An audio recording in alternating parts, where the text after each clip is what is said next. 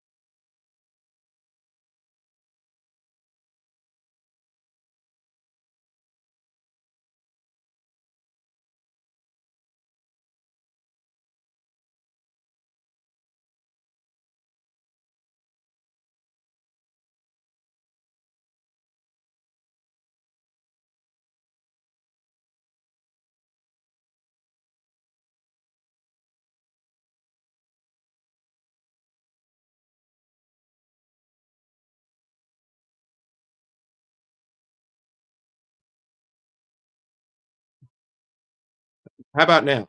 Can you hear me now? Should be able to hear me now. Can you hear me? Hello? God? StreamYard? Anyone? Okay. Okay. Again, this fucking amplifier that cost $100, it's a piece of shit, but what am I gonna do? Drop another 150 on a fucking Focus, whatever it's called, Starlight? No, I don't wanna do that shit.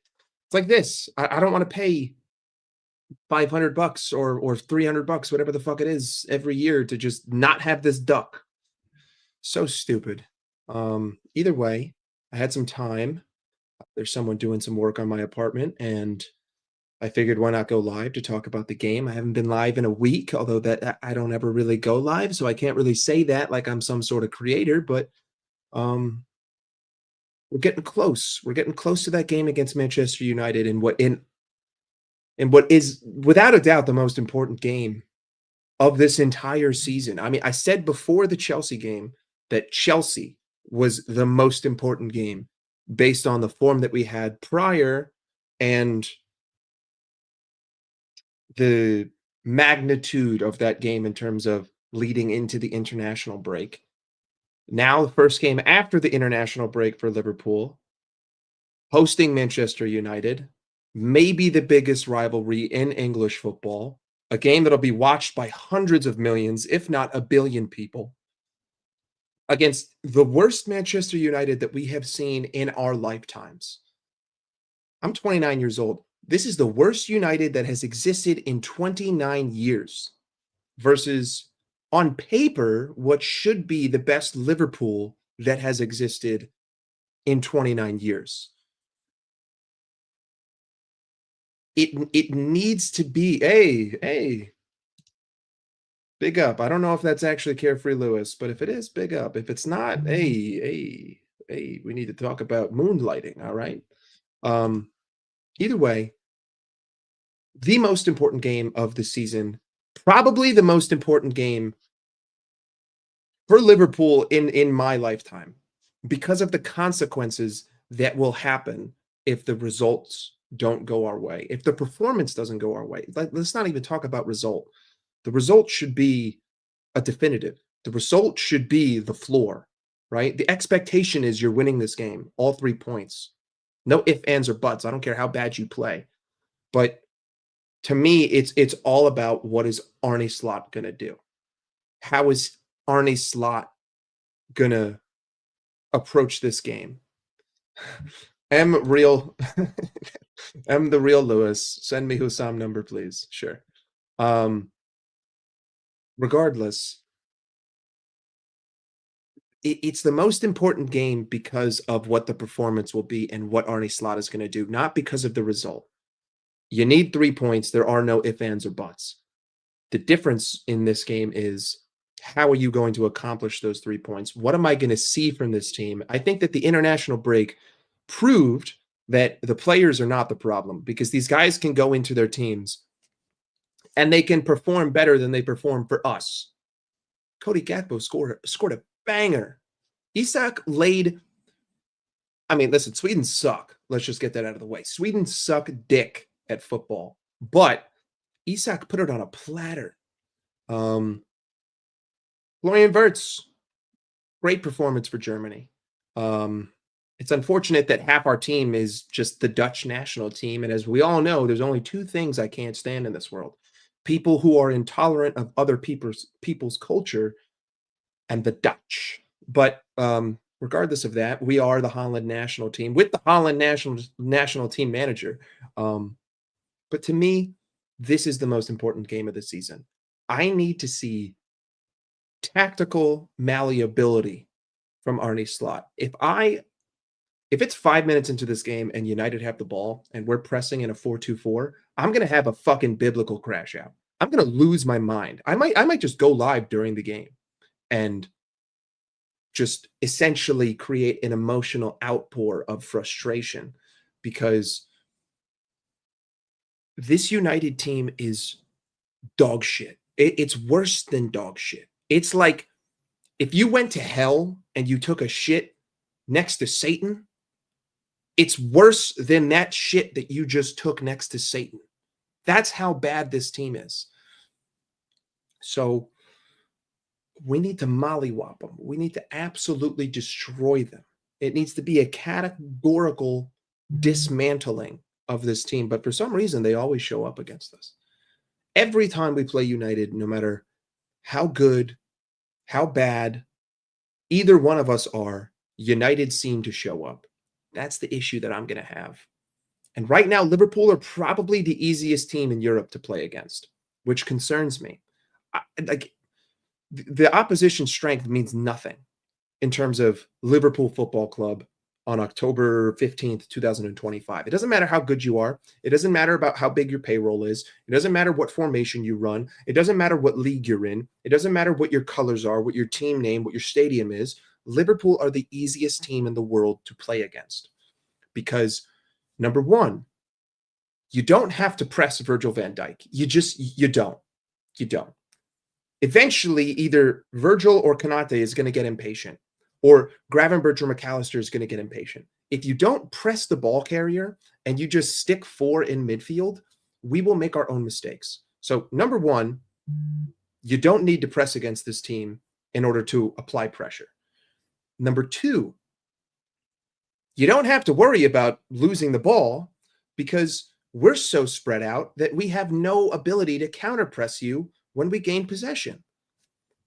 So we've already established you don't have to press me and you don't have to worry about losing the ball in your own half.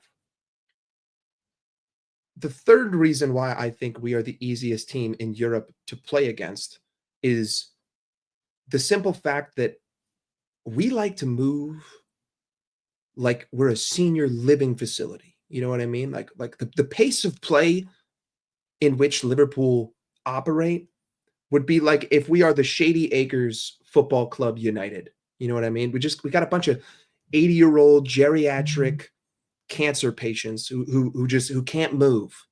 That's our offensive rhythm right now. So you don't have to tactically beat us. You don't have to outplay us. You just have to wait for us to make mistakes. You know that we're only going to put two guys in midfield. You know we're going to run a 4-2-4. So just make sure that your front line is four guys. And no matter what, you're always at a numerical advantage. These guys are professional footballers, right? Like they get paid tens of thousands of pounds a week, if not hundreds of thousands. I don't care how bad your team is. 4-on-2, you're probably statistically going to win that 9 times out of 10. And that's just what we've been seeing. So, United's form, I don't think it has any place in the conversation for this game. As much as we want to crash it out on them, as much as we want to say that they're horrendous, it's inconsequential. Galatasaray hadn't won a fucking Champions League game at home in 7 years, and look at what they did to us. They easily could have scored more than one.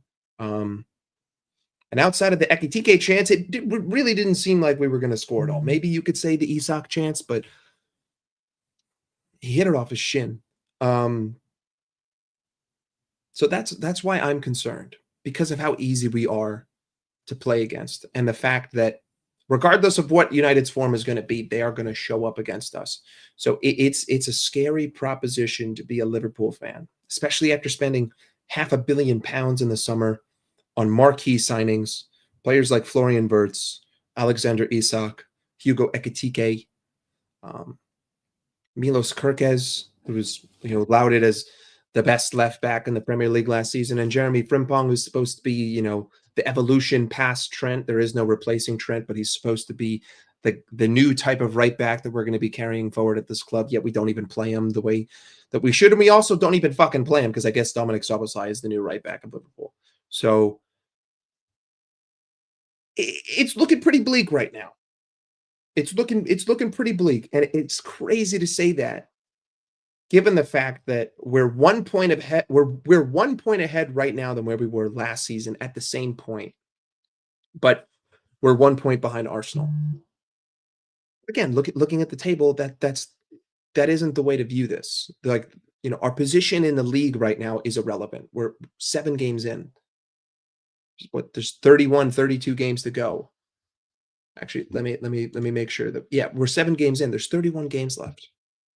Your position in the league, it doesn't mean anything. We're just not playing football, and we haven't been the whole season. And we really weren't at the end of last season. And we've added a whole lot of talent that is just doing a whole lot of nothing. So anyway, let's move into the actual game rather than talking about all this philosophical bullshit. Liverpool. How do I think we are going to set up? Let's pull that up. Here's my issue. If I can accurately predict what our starting 11 is going to be, then I can accurately predict what the rest of the season is going to be. That's a fucking problem. I'm not putting what I think we should do. I'm going to put what I think Arne Slot is going to do. And I think that if he fields this team and we play the same way that we have been playing over the last few weeks, we are not going to get 3 points. And even if we do get 3 points, it's going to be a dog shit performance. And if it's a dog shit performance, I don't care about the 3 fucking points. First and foremost, let's just pray to God that Konate is fit. All right. Because if it's got to be Joe Gomez, holy shit, are we fucked? Let's just get those 2 out of the way, right? These are the 2 unchanged, no matter who you are or what your opinion is. That should be your 2 center backs. No issues here.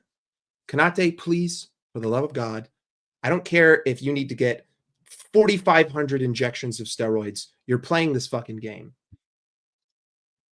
Here, I think you have to start Kirkes, and I don't have a problem. This is when we're going to start to get really, really dicey, really tricky. Because what I think he's going to do, if he does it, that means that Arne Slot has officially dug himself in, and he is not going to budge until it works. Unfortunately for us, that could take weeks. Now, that isn't to say that it won't work, but the question becomes, how good are Arsenal going to be? And are they going to separate themselves from us too much? What I think is going to happen this weekend is Slot is going to be a fucking idiot, and he's going to put Dominic Szoboszlai right there. Just the dumbest fucking decision that you could ever make as a manager, to put your best midfielder, your workhorse, at right back, which consequentially destroys what Mo is able to offer you in this game, because Szoboszlai is not going to overlap because he's not a right back. He cannot concede that area. It fucking angers me having to make this because it's just so stupid. Gravenberch is obviously going to start as our right-sided central midfielder, which I don't have an issue with. That's where I want him to be. He needs to start. And now this, again, Arne Slot is going to die on this hill. Arne Slot is going to die on this Alexis McAllister hill. What the guy has done to deserve Any start in this team is beyond me. Um, it's just categorically stupid. But he's going to end up doing it because, Slot's got to start every game with the mistake and then rectify it in the second half. That's just the way he fucking is. And of course, we're going to see Florian Wirtz in the 10, which is where he should be. And that's what I want to see. I don't got any issues there. You are 100% going to see Alexander Isak start in the 9. It doesn't matter if I agree or disagree with Arne Slot. He has to start. He's fit enough.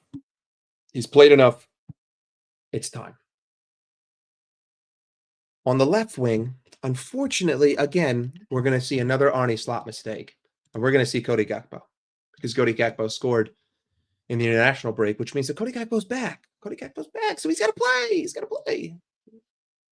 And then, it doesn't matter what his form is. He always shows up against United. So you have to play Mohamed Salah. Now, here's my problem with this. You have 3 players in this team, one of which is out of position, 2 of which have no business being in a Liverpool starting 11 at this current moment. Those players are Cody Gakpo, Alexis McAllister, and Dominic Szoboszlai.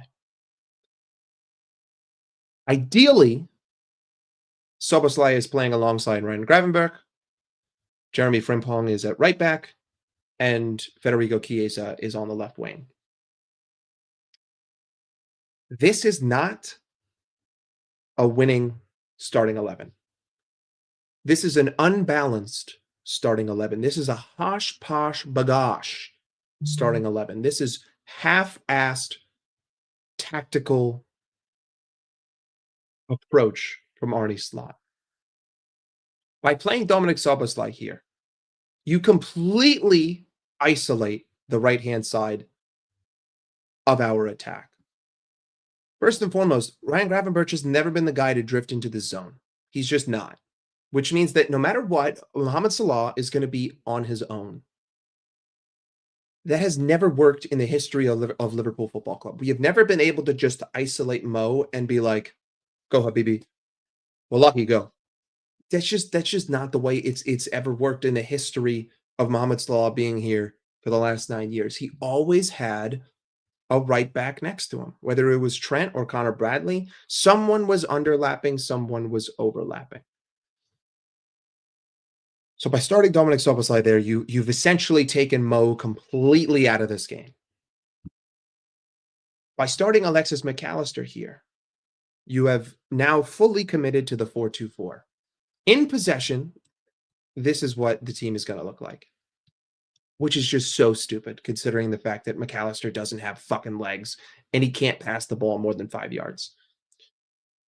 Cody Gakpo is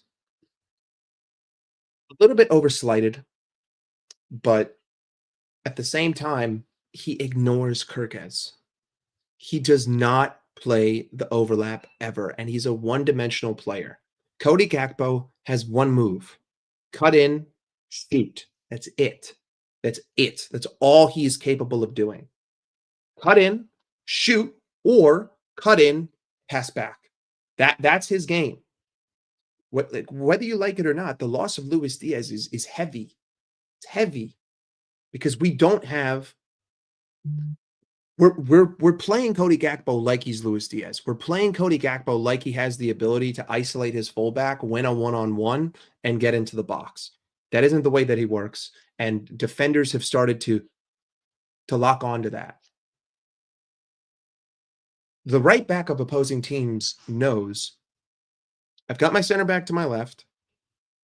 I know he wants to cut in and shoot. That guy's going to take care of him cutting in and shoot. As long as I don't overcommit, he won't play the overlap. And if he doesn't play the overlap, well, then he's fucked. Because he has no ability to dribble through. He has no ability to beat my second man. And I already know that, you guys are spread out, playing vagina ball. There's infinite space in between every individual Liverpool player in possession. So, it's not like Cody Gakpo it's not like he's going to have an option if he cuts in, or even if he gets a shot away, how many of those actually hit the fucking target and how many of those go directly into the hands of the goalkeeper?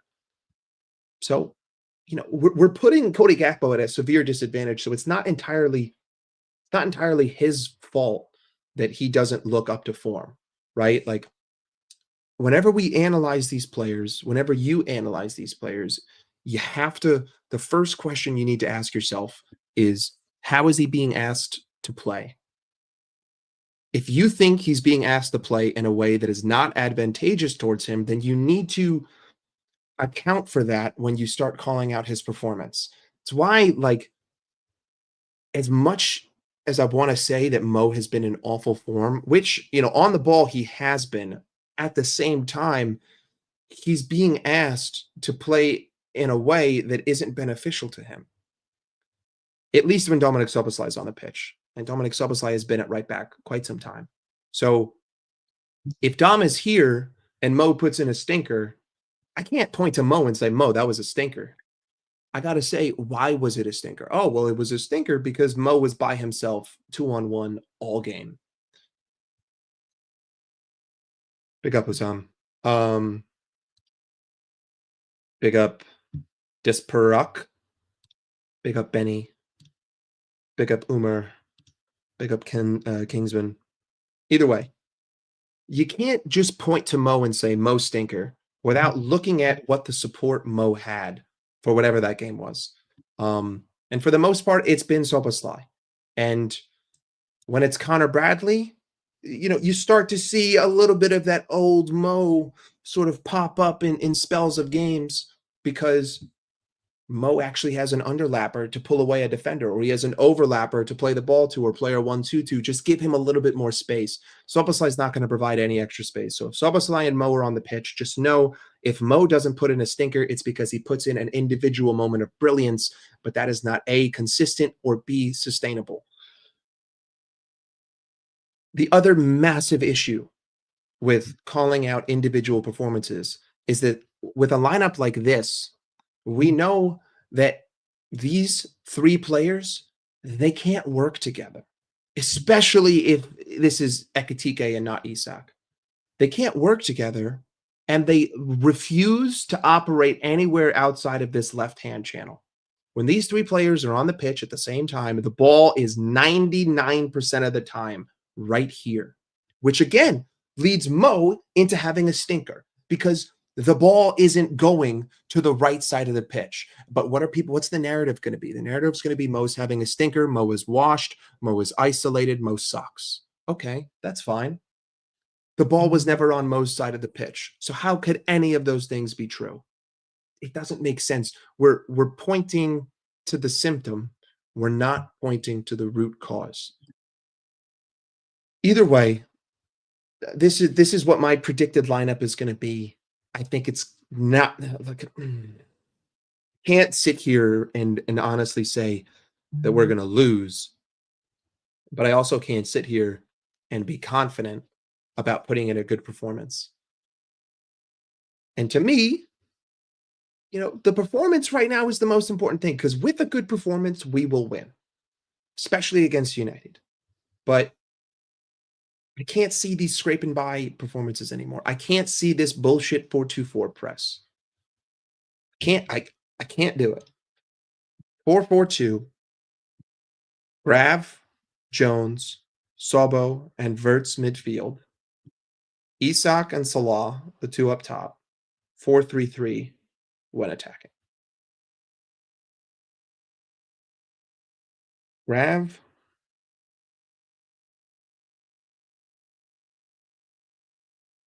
I don't know if I can agree with this. I don't think Arne Slot is going to do 4 in midfield. And I don't think that he's going to revert away from the 4-2-3-1.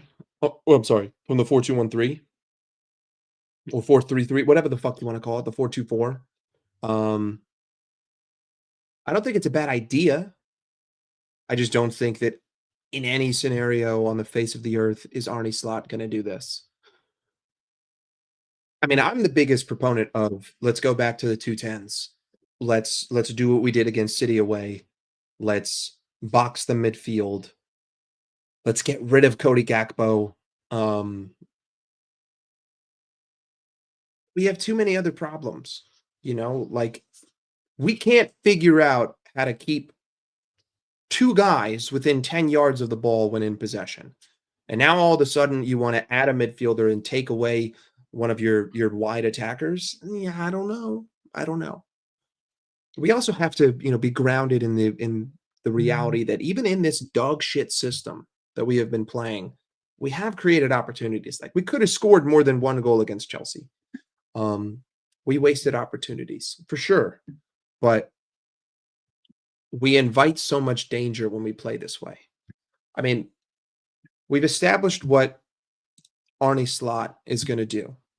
This is what he's going to do, and I'm going to be fucking pissed off. I'm going to be screaming at my computer. What I would do is simple. God damn it. Oh, I have to remove him? Okay. What I would do is quite simple. This is how I would set up against this team. Let's remove him.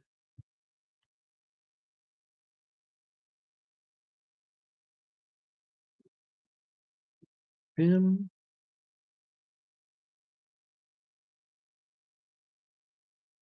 This right now, I think, is the best starting 11 that we can field. Now, that's just starting 11. This is not including system, which is a whole different conversation. This is not including in possession versus out of possession. Two completely different conversations. But when it comes to just who's on the field, like I don't think that there's even an argument to be had for anything else at the current moment. Chiesa is our most in-form attacker. Szoboszlai and Gravenberch is the midfield duo that needs to be the midfield duo for the rest of the season until McAllister pulls his head out of his fucking ass. And Jeremy Frimpong is a better right back than Connor Bradley. And he has done nothing to make me doubt his defensive capabilities this season. Done nothing to make me doubt his defensive capabilities. No, no, no, no, under no circumstance. Zero, zip, zlick, nada. Not happening. Can't do it. He can't do it for the simple reason that he has to be next to Gravenberch. It's that simple. There are no ifs, ands, or buts. Szoboszlai and Gravenberch need to be next to each other. That's it. Why? Why do they need to be next to each other? Gravenberch has his most success carrying the ball into the opposition half. What has McAllister proven that he can't do? Anything. He can't do anything. He can't carry. He can't withstand a press, and he can't pass. Szoboszlai can do all of those. Not at the level that McAllister was able to do it last year, but right now he can do those all. But either way, the reason why I'm putting Szoboszlai there, it's just for his physical reasons. It's just for his work rate, the amount of ground he covers, and I just trust him 1,000 times more than I trust McAllister. But then we arise into the real issue at the football club. It doesn't matter who we start. If the system sucks, the system sucks. If our possession structure sucks, our possession structure sucks. It's that simple. No matter what happens, we cannot allow this to revert into a 4-2-4. I don't care if Chiesa has to drop in and be an extra midfielder. I don't care if Isak has to fucking come all the way back here. You cannot allow ourselves to get outnumbered in the midfield against United. Because every other team has done it. And that is our Achilles heel. Let's just go here. We cannot allow this shape to happen. It doesn't matter who's on the pitch. If this shape happens against United, we will A, look terrible, and B, concede countless chances. The question will then become, do we score the few opportunities that we're able to create? And are we clinical on the day? And do Manchester United waste the opportunities that they get? And are they not clinical on the day? That's it. That's it. Regardless of players, that's what the equation becomes if we revert to type like this. In the ideal scenario, we are doing something like this. We are playing a 4-4-2. We're not pigeonholing ourselves in the middle of the park. But again, I'm operating based on reality, based on the patterns, based on what I've seen from slot so far. And what I've seen from slot so far is suggesting that this is what I'm going to see no matter who we start. Which then leads me into my next point. There's something that I see a lot of people talking about lately. Let me just remove this for a second. The narrative right now is that Liverpool can't press, right? Like you're seeing that all over the place. You're seeing a lot of people talking about. I just realized I'm doing the Trump hands. I got to stop that. But a lot of people are talking about this idea, this fallacy that Liverpool can't press. To which I say bullshit. I say you don't understand how pressing works. I say you don't understand how pressing worked during the Jurgen Klopp gegenpressing area. I say you have negative fucking ball knowledge, you dweeb. Liverpool's press begins, Andy, if you let me get to my point, if you Hussam, I don't know how to do that, brother. Andy, if you let me get to my point, I will tell you why that's a ridiculous statement. It's not that Liverpool can't press, it's that the possession structure right now makes it impossible to press. Those are two completely separate things, right?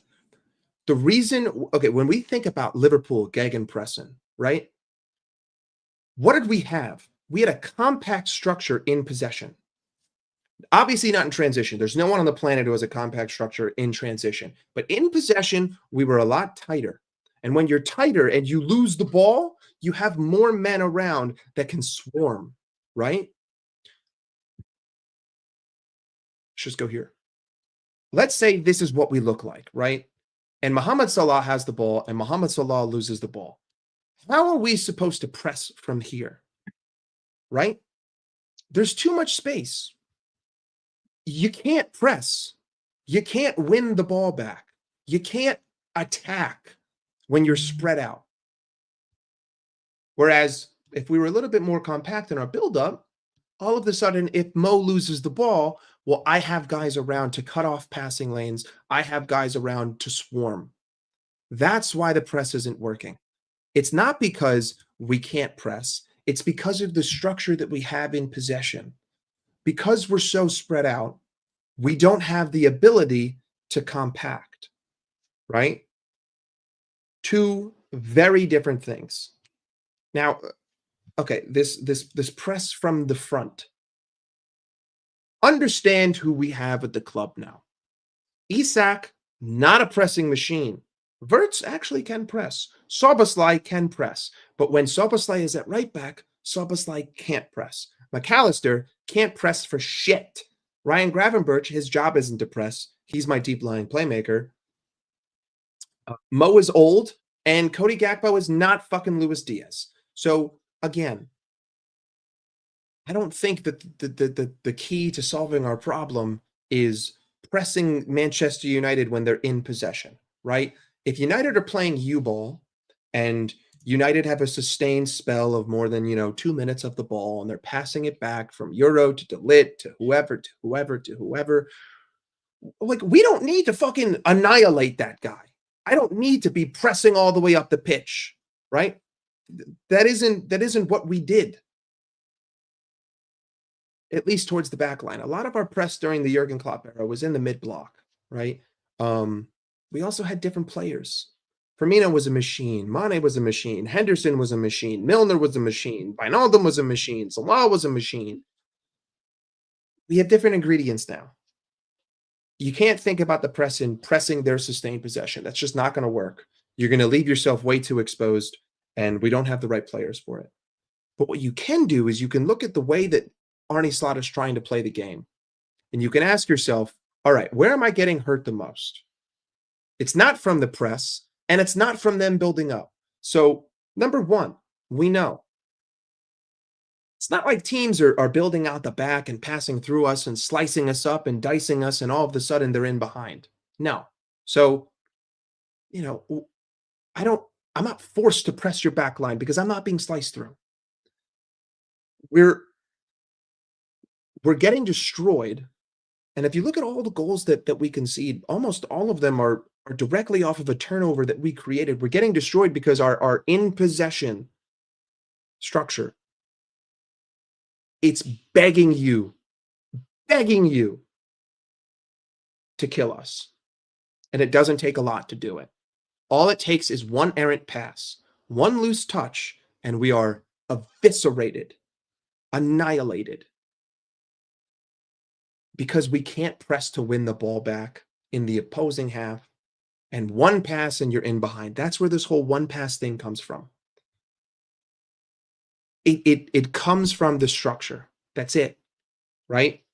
I please, I'm asking you, find a single time, either this season or the back half of last season, where any team has had a sustained spell of possession, passed all the way through our set defense, and scored. You can't. And if you can, it's a dime a dozen. It's like a needle in a haystack. That's not the way that teams break us down. Teams let us make mistakes in their half, and then they know our structure is so spread out, it's so poor, we leave 3 behind because when we're attacking, we basically play 3 at the back, if not sometimes 2 at the back. That all you need is one pacey player for a ball in behind, and you're off to the races. So this whole myth of pressing, like, this half-assed pressing which leaves space behind, brother, this just isn't, like, this just is not reality. This is not computing, it's not equating.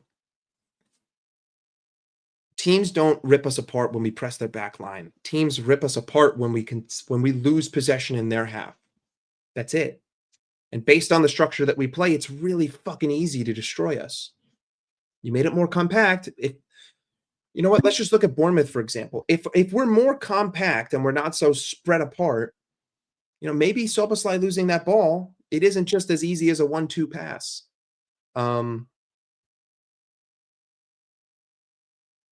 Like, that's the best way I can put it. It's not the press that's suffering, it's the counter press, right? The counter press is where Liverpool lived. The counter press is not what exists at the club at the moment. And that is only down to structure, not down to players. You want to just talk about straight up pressing their back line at the beginning of a fucking game after, they just got the ball back. That's a little bit different. And teams don't even do that against us. So why do I want to do that against them? Teams have learned that we don't need to press the center back.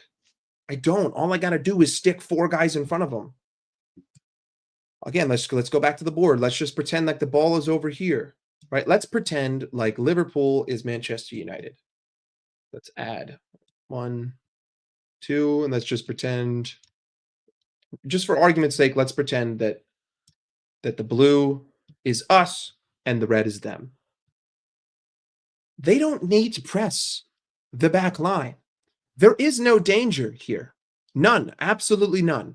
There is no danger at all in the ball being here. And we know that you don't have the patience, nor does anyone on the planet, for that matter, to sit here and just do this all day long. Now, when I say press, I don't mean like, hey, this guy's just going to push up a little bit. They never show the intent like they want to win the ball off of him. All they're doing is applying pressure, and they're cutting off a passing lane. And they're just making the decision a little bit harder for who has the ball. But under no circumstance do I want to take the ball off of him, because I know that I need to make sure that I keep 4 in this little quadrant right here. As long as whoever plays us can keep 4 players right here, Liverpool are fucked. Because no matter what, Liverpool will only have 2 here. And then it just becomes a numbers game. It becomes, can I just ensure that I'm always outnumbering my opponent?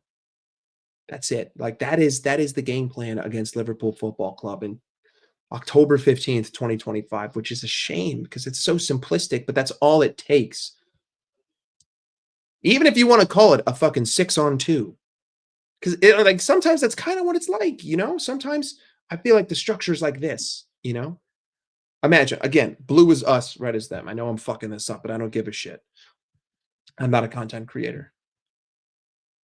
Even like this, it becomes impossible for us to build up into their half. And then eventually one of these guys is going to get impatient, and they're going to play it a fucking errant pass, and all of a sudden it's a 6-on-6. So this idea of pressing, I don't want to press their back line. I don't want to do that because I want to flip the script. I want us to be the ones that just sit back a little bit more. I mean, the only thing that has been consistently positive at this football club this season is our transition play. That's it. That's the only consistent aspect of Liverpool Football Club at the moment, is that we look great in transition. Now, recently, the final pass, the final shot, it's been a little bit off, but it's the only consistent thing that I can look to and I can say, hey, solid, right? But what happens when you hold the ball for the sake of holding the ball for 70% of the game? You don't allow opportunities to transition against, right? Or at least they're fewer and farther between. You invite your greatest strength onto yourself by playing this U ball at the back, by doing this 4-2-4. You're putting yourself in a position to be, at the edge of you're basically, if transition play is a sword, you're putting yourself against the sword by doing that. You're not using the sword. You're putting it up against you. Who inverts? I don't want anyone to fucking invert. I don't want Kirkes inverting. I don't want Frimpong inverting. You bought these guys to be marauding, overlapping fullbacks to get danger into the opposition box. I don't need fucking Milos Kirkes inverting into midfield to be the extra man. I need the midfield to at least be 3. Or you need to actually use the wide channels and build up with the wingers. Salah needs to drop a little bit deeper. Gakpo needs to drop a little bit deeper. And you build up through the wings with triangles, right? I know it sounds overly simplistic, but that's really the way that you have to view Liverpool at the moment, because we're overcomplicating things and we're leaving ourselves with a loaded gun pointed right back at us. It's a zero-sum game. You're never going to see consistency with it. Big up. So again, get rid of this whole mantra, this whole idea of the press doesn't work. It's fucking stupid. Like, you sound like an idiot because you sound like you don't watch Liverpool. You sound like you never watched Liverpool. You sound like you don't watch anyone who plays Liverpool. Not a press. People think that pressing means that Isak is hounding the guy with the ball. Szoboszlai is hounding the guy with the ball. Mohamed Salah is hounding the guy with the ball. Yeah, okay, sure, but those are 99% of the times counter-pressing scenarios. Whereas a press is really just whatever your structure is to apply pressure to the opposition team holding possession in their end of the field, right? Teams against us, they just clog up lanes and they overstack the midfield. Us against other teams, kind of just flail around like a bunch of headless chickens.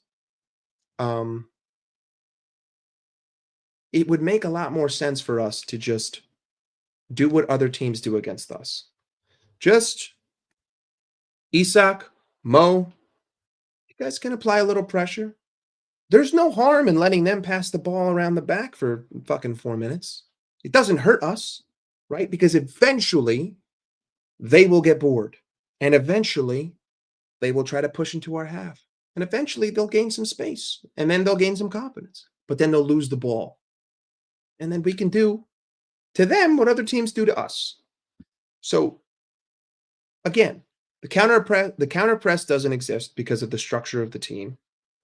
And the press against possession doesn't really matter because it never really has. Ever. For us at least, right? For the way that Liverpool have played during the Jurgen Klopp era and the Arne Slot era, the press against the back four that's just chilling at the edge of their box has never been a key to anything. Like, it's something that happens in games. And it shouldn't be the focus of anybody. What should be the focus is, how do I mitigate getting destroyed on transition? Well, I mitigate that with a counter press. And how do I create a counter press? Well, I compact myself in possession. All of a sudden, I'm not getting sliced and diced. And if I am, It's because someone makes a play. And I would so much if someone makes a play against me, I'll be the first one to stand here and say, "Well done." Shake your hand. Well done. It is what it is. It happens. It's football. It's life. My issue is that I make it easy for you. I make it like taking candy from a baby. That's not something I'm not gonna accept that. If I get beaten by class, I get beaten by class. If I get beaten by myself, that's when we're gonna start to have some real problems where I'm gonna start to, crash out and say crazy things like, "Has Arnie Slot lost the plot?" He might have. He might have. Either way, what else is there to cover about this game? Trying to think. I didn't expect to go live today, but there was someone working on my apartment, so I needed to kill some time.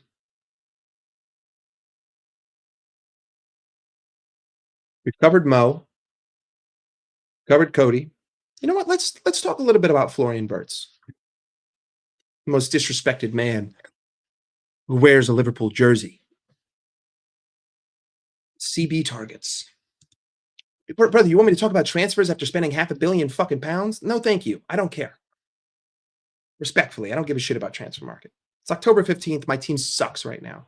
I don't give a fuck about bringing in new players. And there's not a player on the planet that you can fit into this system or into this backline that's going to just magically fucking change us. Just doesn't exist. It's not going to happen. It's not worth thinking about it. Fuck all these people saying, oh, if we only got Gahey, a ball playing center half, things would be great. Fuck you. Respectfully, fuck you. That's just ridiculous. That's bullshit surface level analysis. You're pointing a finger and you're saying, Kanate, you're the problem. Fuck off. Fuck off. Mark Gahey doesn't solve jack fucking shit in this team. Mark Gahey would just be the one getting exposed, not fucking Kanate. It's because of how shit we are building out of a fucking press that our center backs look like shit. How the fuck do you expect two guys to beat six? Please explain to me. Explain to me the two center backs on the planet where I give them both the ball and they beat six guys. Go ahead. Which center back target is going to do that? Which available center back in January can I buy that I can put next to Virgil van Dijk and I can say these two guys will beat six guys every time? We can't create a player. This isn't FIFA. I can't just make a guy and give him all 99 stats and all the fucking traits. The system is exposing our center backs.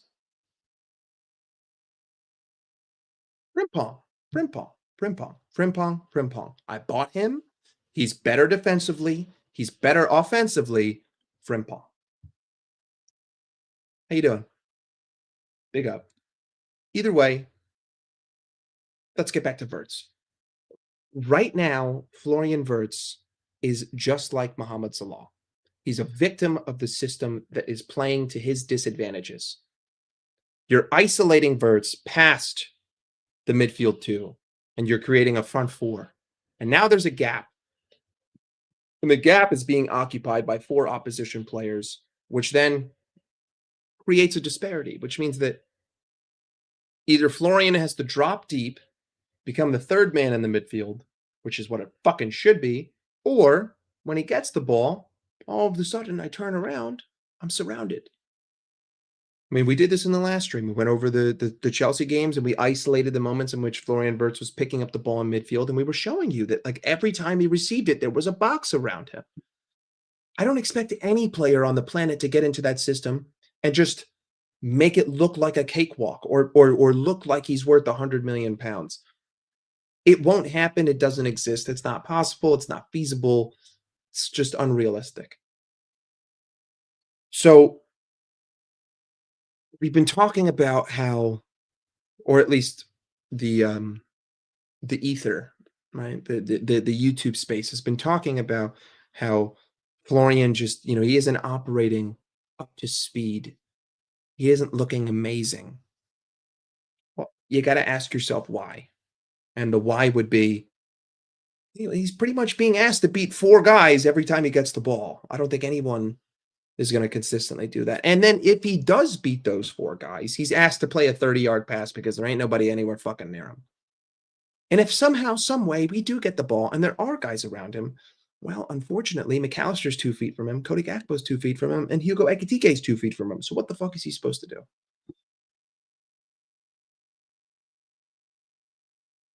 we're overlooking a lot of the root causes, and we're just pointing to symptoms. We're just saying this player doesn't fit. We're just saying this player is poor on the ball. We're just saying that this guy hasn't been, producing enough GA. We're just saying this guy can't defend. But we're not looking at why.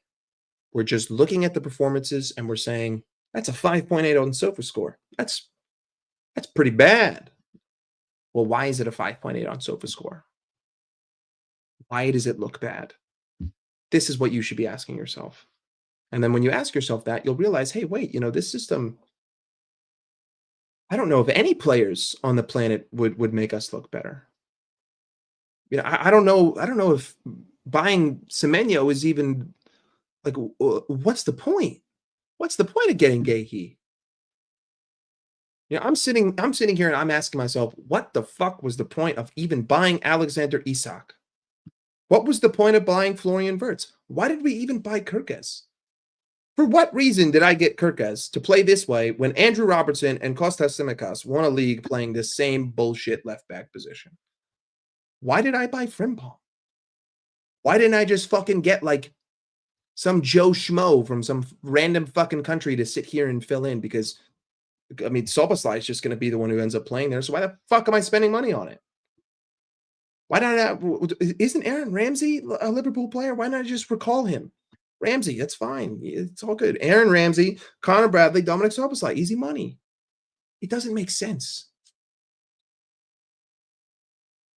It really has me questioning Arne Slot's capabilities, Arne Slot's tactics, Arne Slot's resume, Arne Slot himself. I have more questions now than I ever had about the man, and the man just won a Premier League in his debut season. How does that make sense?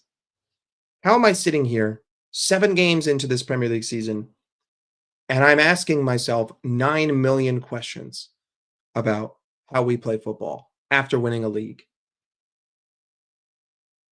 After spending 500 billion pounds, I'm sorry, 500 million pounds after winning the league. I don't know. Yeah, 3 L's in a row will do that. But there were people when we were winning talking about these issues.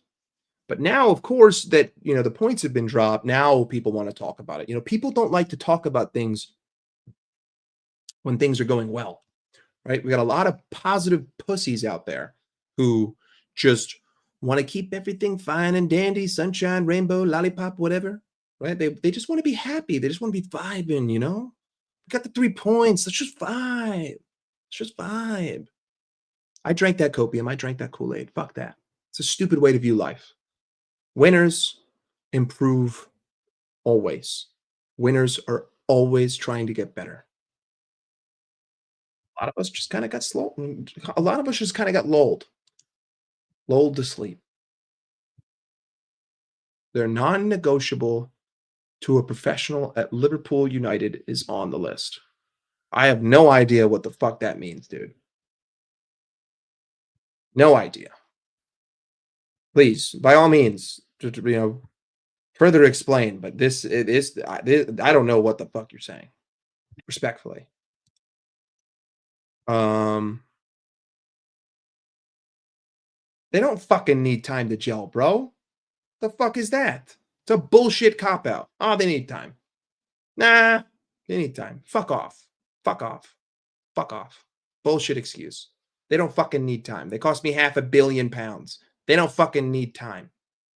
Florian Wirtz has created enough opportunities to get himself 5, 6, 7 assists in this team. They don't need fucking time. Alexander Isak was in the Premier League for 3 years. He don't need no fucking time. Kirkes, he's been here for however long. He doesn't need time. Frimpong has proven that he doesn't need time. He just doesn't get any fucking games. Ekitike literally has proven he does not need any time. The issue is that the guy who actually needs time is Slot, but the fact is that he doesn't have any fucking time because he just won a Premier League. You don't got time.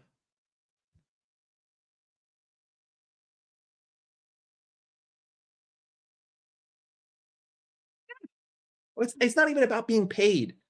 It's about where was their experience and who is the one who actually needs the time here. The players have proved that they are not the one who needs the time. It's Arne Slot who needs the time to figure it out. But Ding, ding, ding. Arnie, you don't know what the fuck you're doing at the current moment. Like, that's just the reality. The reality is Arnie Slot is the reason why these players aren't looking so good, even though they are. They're all being put in a situation to lose, and yet they were winning and they were bailing them out. But now that we're not winning, people are starting to wake up a little bit. Do not be fooled if it takes individual moments even if we win this game 3-0, I want you to ask yourself, really, to everyone here, think to yourself, how did those goals get scored and how did we concede chances? And then the final most important question, what did we look like in possession? That will tell you everything you need to know. If it was individual moments of brilliance that scored us the goal or the goals, if it was individual lack of brilliance that prevented us from conceding, and if we played the same slow, lethargic, spread apart vagina ball, well, then the result doesn't matter. You have the answer, whether you like it or not, whether you want to admit it or not, you see the truth.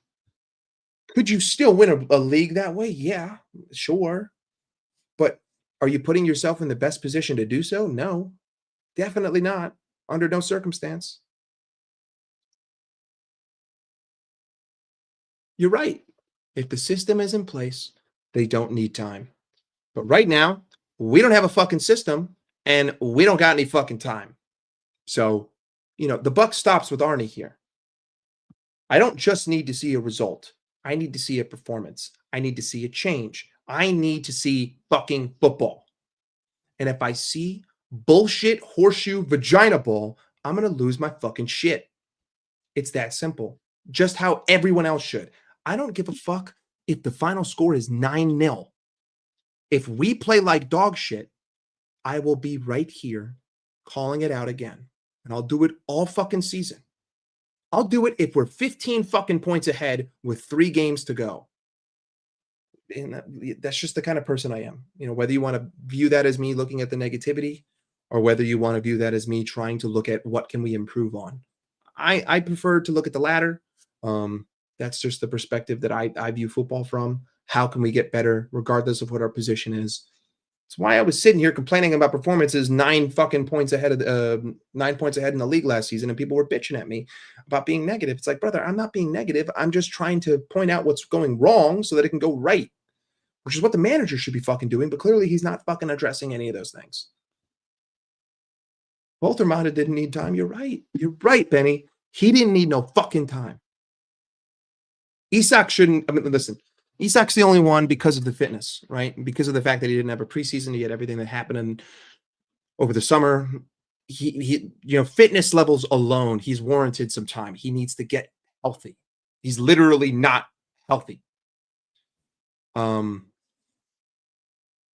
to me, the only guy here who gets a pass is Alexander Isak. But he's proven to me that he can play, 85 minutes. So at this point, let's go, buddy. But also at the same time, guys, we need to go back to what I said earlier. We need to stay grounded. It's not just about the player's performance. It's about, are they being put in a position to succeed or to fail? If they're being put into a position to succeed and they fail, I'm 1,000 times happier than if they're being put in a position to fail and they succeed. Does that make sense? Does that compute in your head? Because at least I know that this is a matter of on the day. On the day, didn't go our way. But I can see sustainability here. I can see consistency here. And it's sport, right? Like, there's going to be moments where you batter a team and you lose, or you batter a team and you draw. It just happens. The important thing is that there's something that's sustainable and consistent here that I can carry forward. Stark difference to shit performance and a result. There's nothing that I can see here that I can carry forward and sustain, but it's being masked by this beautiful, luscious icing that's covering the shit-filled fucking cake. This was us the first 5 games of the season. This was us. This is where we need to be. Regardless of result, this will provide sustainability. This will provide fucking blood pressure medication.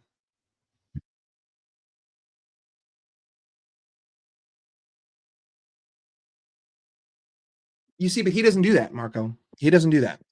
He Gravenberch being in the DM position or given the license to go forward, this is irrelevant. This is irrelevant. This does not matter. The fact is, it doesn't matter what he does. If we're building up in a 4-2-4, which we have been doing, he's always going to be outnumbered. Always going to look bad, especially going forward. So again, it's not about where he is positionally. It's about where everyone else is. That's the key to looking at any player at this football club. It's not about where they are. It's about where everyone else is. What is the team around them doing? So I don't have an issue with Gravenberch going forward because he fucking scored for me against Newcastle. He scored for me against Everton, and he assisted for me against Everton. The guy can go forward. He's a fantastic footballer. The issue is that when he's in his natural position, playing in a deeper 6 role, who's around him and who can help him get the ball forward? Right now, it's no one. It's Gravenberch, make a turn and run. That ain't sustainable. That ain't successful. That's not the football I want to see. So it's not about his position on the pitch. It's about everyone else around him. Gravenberch is probably our best performing player at the team. So I got no slight towards the guy. Again, listen, bro, it's bullshit. It's fucking bullshit. When it clicks, suck my dick. How about when it clicks, you can suck my dick? How about that's the new fucking motto? When it clicks, you can suck my dick. Because that's bullshit.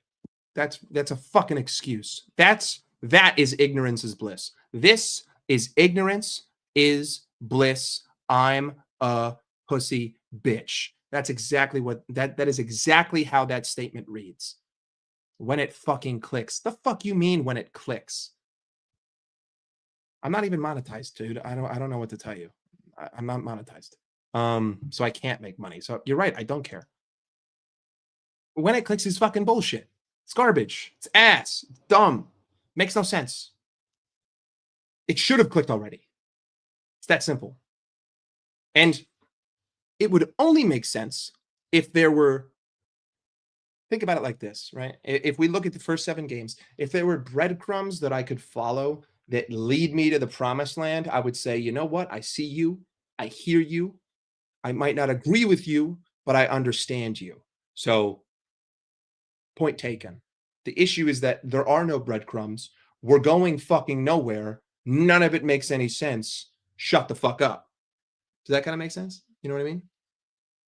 There's nothing to lead me to a moment of clicking because there's no trail to follow. There's nothing to follow. There's nothing to pursue here. So again, this is copium. This is hopium. This is, I can't stand the fact that we fucking suck. This is, I can't accept that I am garbage. This is, I don't like reality. This is, I am a pussy fucking bitch. That's all when it clicks means. And then I guess I answered your next question. No, it won't. And if it does, I'll be the first one to sit here and say, I'm an idiot. I'm stupid. But if I were a betting man, if we continue to play this way the rest of the season, I would play, like if I knew that Arnie Slot will change nothing, right? We will continue this way no matter what. I would place a future bet that Liverpool don't win any titles, win nothing, 0 for 4. And I would say, throw $100 on that. What would the odds be? You know what? 1 second. Let's ask ChatGPT. If I put $100 down today at MGM that Liverpool won't win a single title this season, what would the odds be? Let's take a look.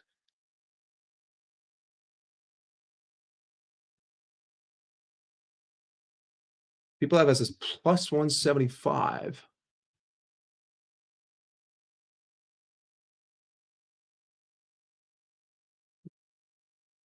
I guess it's an odd bet.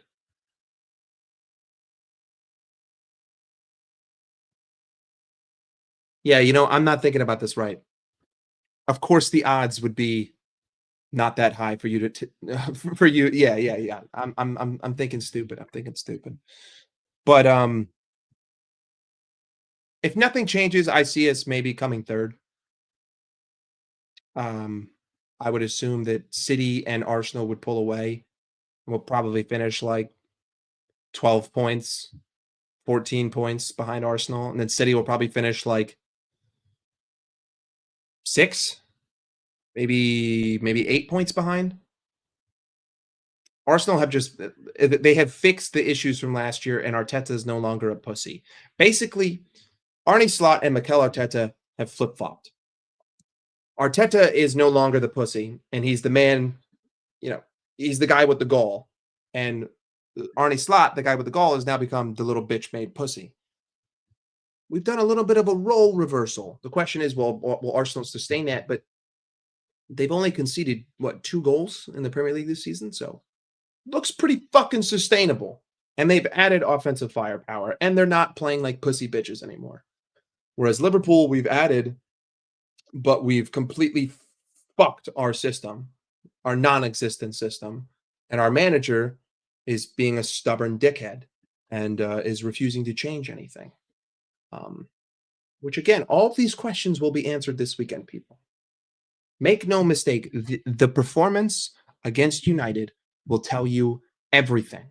Arnie Slot has had 2 weeks after these back to back to back losses. He's had 2 weeks to think about this, 2 weeks to study all of the film.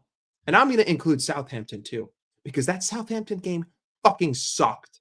And it was the same bullshit that I saw in those 3 losses. He's had 2 weeks to view all of this footage, to review everything, all day, every day. This is all Arnie Slot should have done over this 2-week break, is for 16 hours a day slaved away at trying to figure out what the fuck is going wrong. I mean, it took me 10 seconds to sit here and tell you that the structure and possession is wrong and it's the root of all problems. Hopefully, over the last 2 weeks, Slot has been able to figure that out.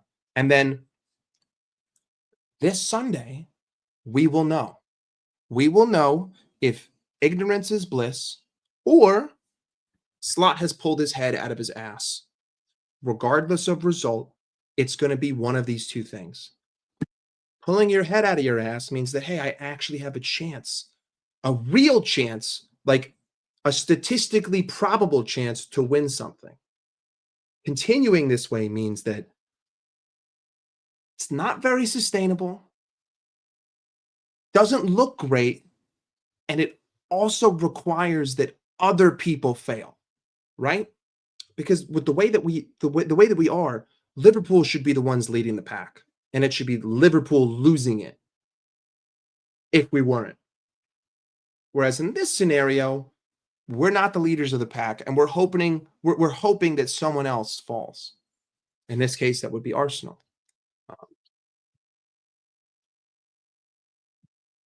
Big up. I don't think there's any reason to do that. But also at the same time, bro, live your life. You know, I think it's just you got to choose selective hearing. You decide what you listen to, what you don't listen to, what you engage with, and what you don't engage with. Um, and yeah, bro. I mean, listen, the best way to deal with rivals is to just let them talk.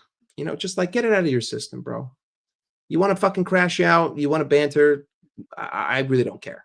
Um, I don't really do many rivals panels except for American Waffle, but I'm friends with all those guys, so it's a little bit different. I don't really care um, if they're shitting on my team because like I talk to these guys every day. It's a little bit different than like going on just a random panel with a bunch of random people. That's not really something that appeals to me anymore. Um, the only panel show with other clubs that I would ever really be interested in doing is American Waffle, but that's only because I know those guys. So like it doesn't really bother me if Griggs or Staffy or TJ is cooking Liverpool because why would it? Like why would I care? Like I cook you just as much. We're boys. It's just banter. It's basically just like living room banter that you stream.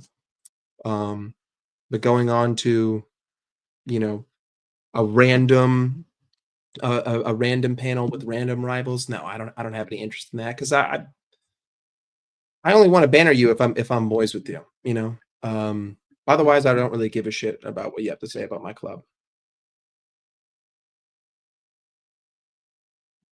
It isn't really about getting cooked. It's just about like what is the dynamic of the stream, you know? Like, does it feel like a bunch of people shitting on each other and trying to hurt each other's feelings, or does it feel like friends poking fun, you know? Like, does it just feel like, hey, these guys are just having a go at each other because their team lost?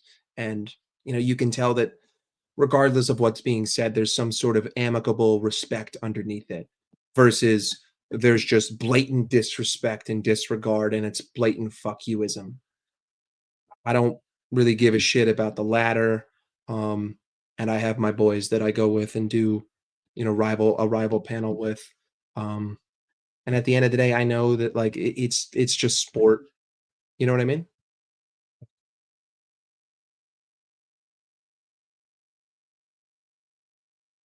So again, that's just the nature of YouTube. People are gonna cook each other. People are gonna take any opportunity to shit on another team. That's just the way it is. Like, you can either accept that or I would advise just get off of social media and sports or just stop watching sports. Um, that's always going to exist. You will always have the people that just want to shit on each other. And then you'll have the people doing, a little bit more in depth, reasonable discussions and conversations. You just got to pick which channels to watch. Well, hustle. That's what I would tell you. Maybe you just need to find different panels to watch or different shows to watch. It's just a matter of you, um, and, the content that you choose to consume. There's a billion different people. I mean, I got 34 people watching me right now. I don't even have a banner, right? Like, I got the stupid duck up here. You don't have to watch me. You don't have to watch anybody. You can find whoever you wanna watch, and you can listen to them.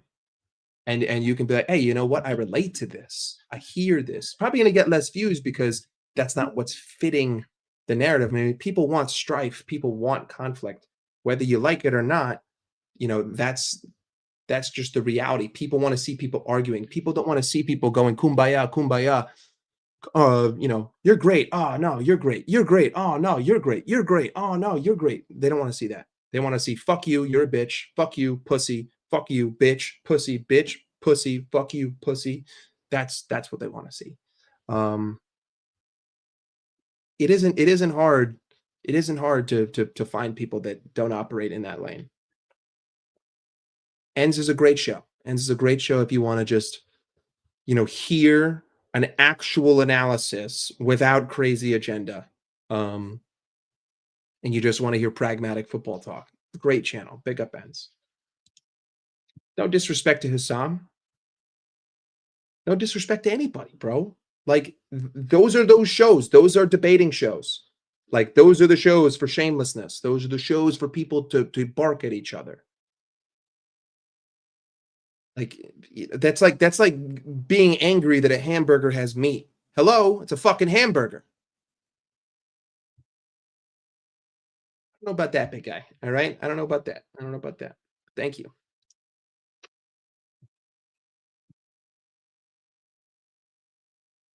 Yeah, that again, bro. It's you all control everything that you consume.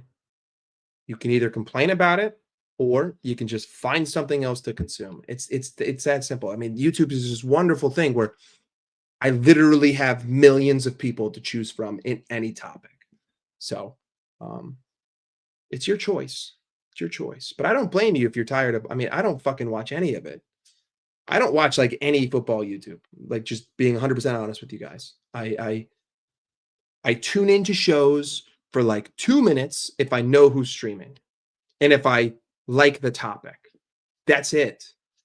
I'll tune into TJ and I'll just type in "fuck you, TJ," or I'll tune into Marshall and I'll just type "you still suck, Marshall," Or I'll tune into Staffy and I'll say, "You're still a bitch, Staffy." It's that simple. In and out. I don't sit there and I don't like consume and listen. I do watch Jamie. I'll tune into Jamie for like 5, 10 minutes. I'll tune into K-Mac for like 5, 10 minutes. I'll tune into Ends for, 10, 15 minutes. But I don't consume a lot of content. I would advise anybody who's sitting there and they're like, I don't like what the YouTube space is, just stop watching it. It's like, just stop watching it for a little bit. Just try other channels, try other things. Take a break, take a step back. There's a billion other things to watch, and there's a billion other types of content that you could consume.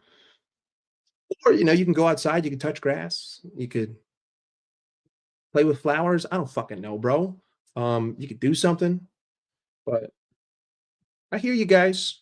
I don't like the banter culture, unless it's on American Waffle, but that's only because those are my boys, and those are people I like to banter with. But outside of that, it doesn't interest me, and I don't care to watch it. Only football content I watch is Liverpool creators talking about Liverpool or other club creators that I know personally that I'm joining just to shit on them. Just a little fun jab and then a big up and a like. Simple. Stappy's channel, American Waffle. Tomorrow, 8 Eastern, 7 Eastern, 7 EST. I think. Don't hold me to that.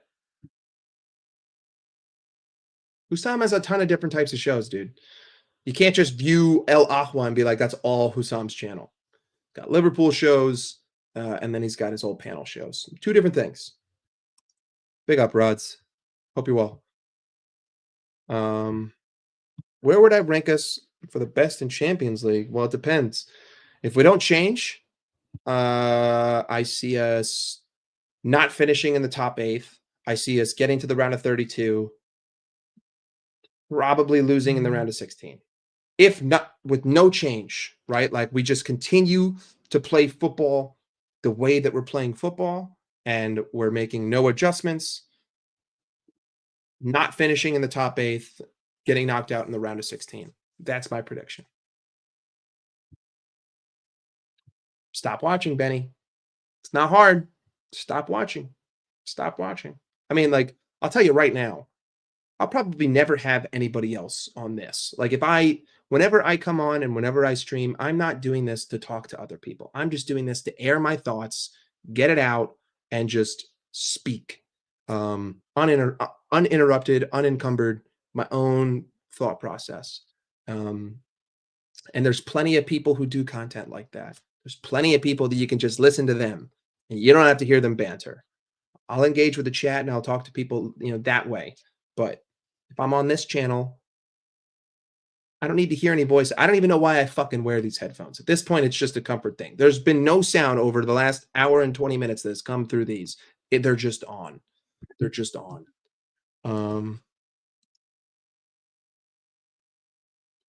Watch anything. Go do fucking draw, read a book, touch grass, engage in a physical activity, do anything.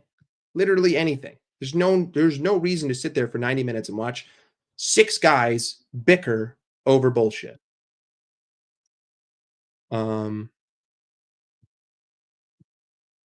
Yeah, I hear you.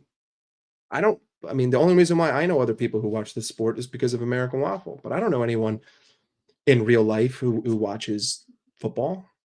None. So I use YouTube as like, this is the only area of people that I know that watch this sport. So it's not hard to find. It's not hard to find people. It just takes a little bit of time and a little bit of effort. I'm sure there's like Discords and shit too. See, there you go. Bigo knows. Go GTA and go, commit some crimes on GTA. You get a lot of testosterone.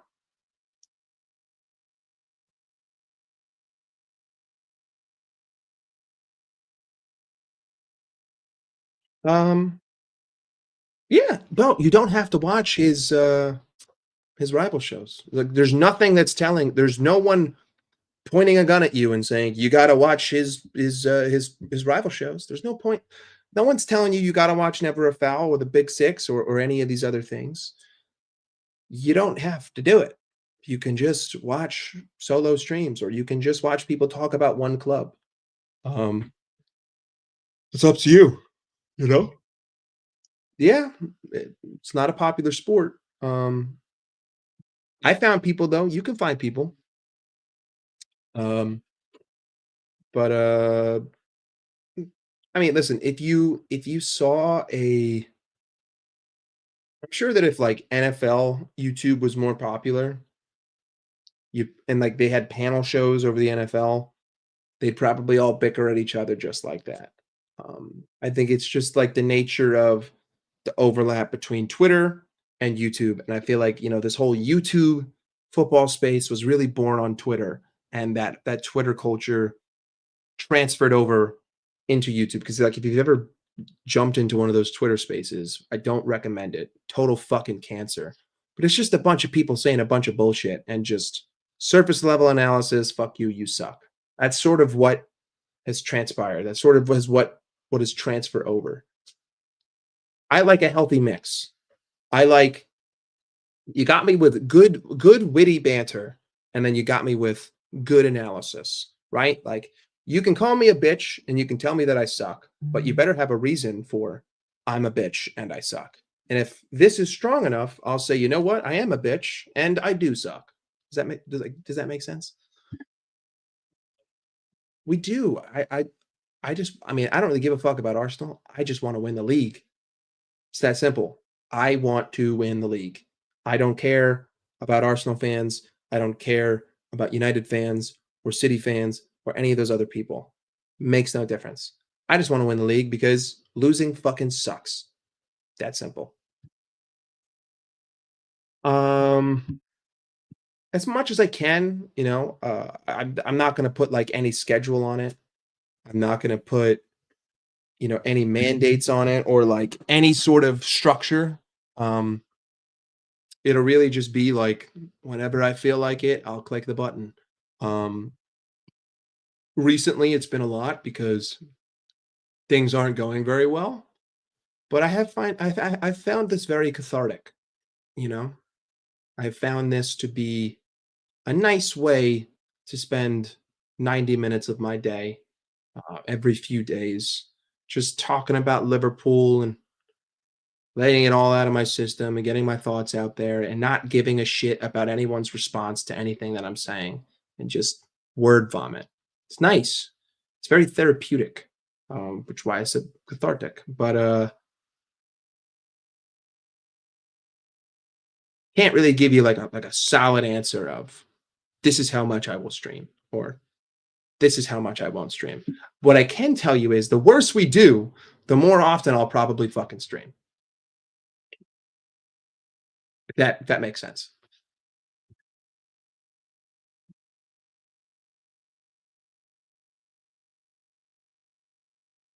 Bones, bones, bones.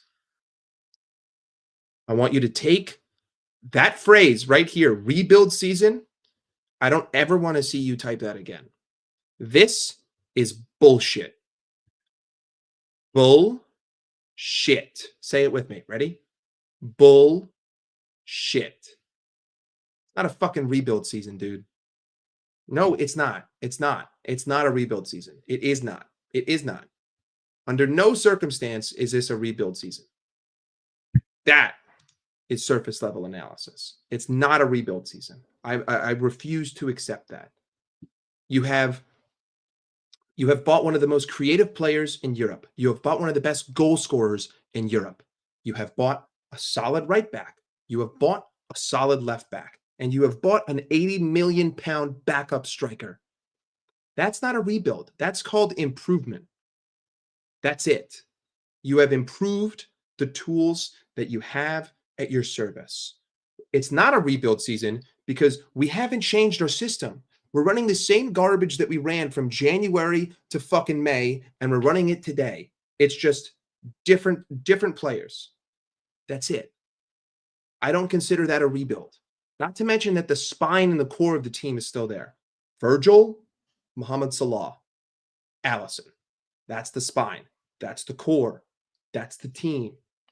When those three players leave, I would say it's a rebuild. When Virgil van Dijk and Mohamed Salah go, that's a rebuild. Again, also, bro, view it your own way. This is just the way I talk. I'm not throwing insults at you. I just disagree. Ambition going to season was to win multiple. Well, that's not the ambition. That's the floor expectation. It's not even about ambition at that point. When you win the Premier League and then you spend £500 million, your floor expectation is I'm at least walking away with 2 trophies. One of them being a major. So it's either a Champions League and a cup or a Premier League and a cup. That's the expectation for that much money. And for the success that you had the prior season. And the fact that, like, the guys who left, people were shitting on anyway. People were fucking shitting on Luis Diaz all last season and the season before. People were shitting on Trent Alexander-Arnold, one of them being myself. A lot of people didn't rate Kostas Tsimikas. Harvey Elliott couldn't, find a way into games or get into the starting lineup. Who else did we lose?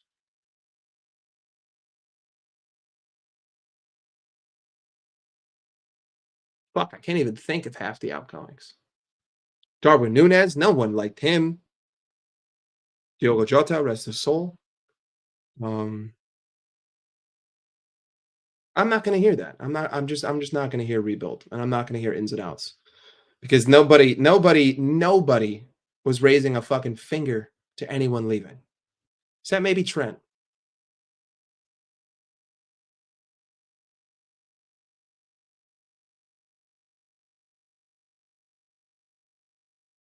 I hear you. That's the way that you view it. It's all good. I just don't agree. I don't view it as a rebuild. I view it as an evolution. You're evolving. You're not rebuilding, you're evolving. Unfortunately, the main system, like the base Pokemon here, sucks. So I'm getting a shittier version of an evolution, if that makes sense, right? The base Pokemon needs to be good in order for the Evo to really work.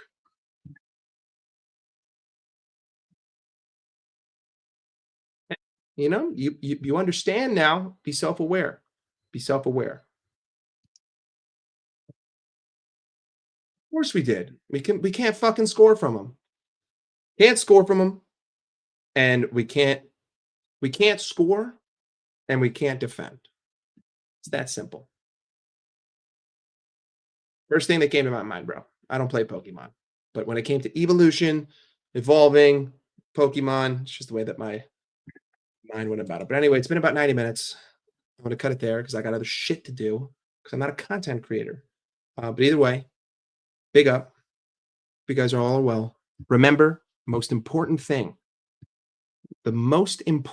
about this weekend, it's not the result, even though the result is of paramount importance. The most important thing is, am I seeing a change in Arne Slot? You've had 2 weeks to figure this out. You've had 2 weeks to come up with a different approach.